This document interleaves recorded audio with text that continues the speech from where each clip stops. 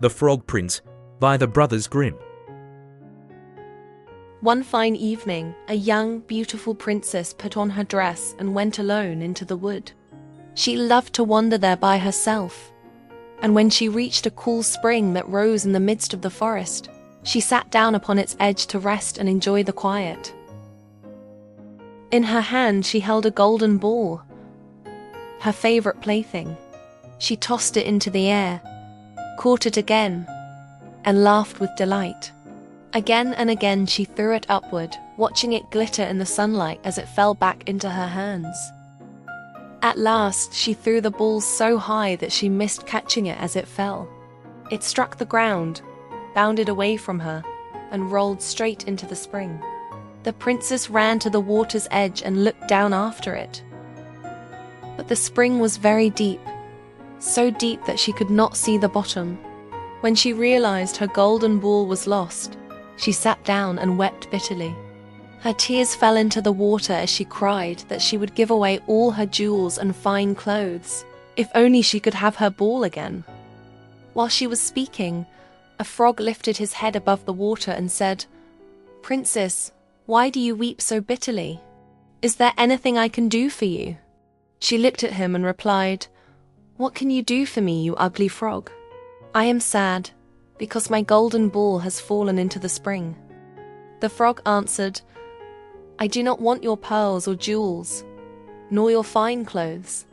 But if you will love me, let me eat from your golden plate, drink from your cup, and sleep upon your bed. I will bring you your ball back again." The princess thought to herself that the frog was foolish. She believed he could never leave the spring or trouble her, so she agreed to everything he asked, saying aloud that she would gladly do it if only he brought her ball back. The frog immediately dived down into the water. After a short while, he came up again, holding the golden ball in his mouth. He threw it onto the grass, and the princess clapped her hands with joy. She seized her ball and ran home as fast as she could, without another thought for the frog. He called after her, reminding her of her promise, but she did not stop to listen and soon disappeared among the trees. The very next day, while the princess sat at dinner beside the king, she heard a strange sound. Tap, tap, plash, plash, upon the marble staircase in the hallway. Then a voice sang outside the door, reminding her of the promise made by the spring. Frightened, the princess opened the door and saw the frog sitting there. She slammed it shut and told the king everything. The king replied, "A promise must be kept, no matter what," and commanded her to let the frog enter. Reluctantly, she opened the door and the frog hopped in, climbed onto a chair, and asked to eat from her plate. Though disgusted, the princess obeyed. When he had eaten, he said he was tired and wished to sleep upon her bed. Though her heart rebelled, she carried the frog upstairs and placed him upon her pillow. He slept peacefully all night. At dawn he hopped away, and the princess hoped she would never see him again.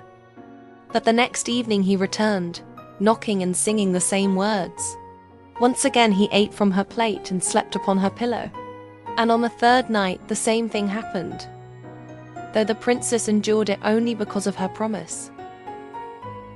On the morning of the third day, when the princess awoke, she saw no frog beside her.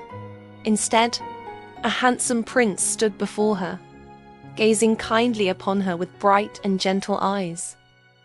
He told her that a wicked fairy had enchanted him, and that only a princess who kept her word could break the spell. By allowing him to eat from her plate and sleep upon her bed, she had freed him at last. The prince asked her to go with him to his father's kingdom and become his wife. The princess gladly agreed. Later that day, a splendid coach arrived, drawn by 8 horses, and behind it rode faithful Heinrich, the prince's private lifeguard and equal friend, who had mourned his master's enchantment for many years.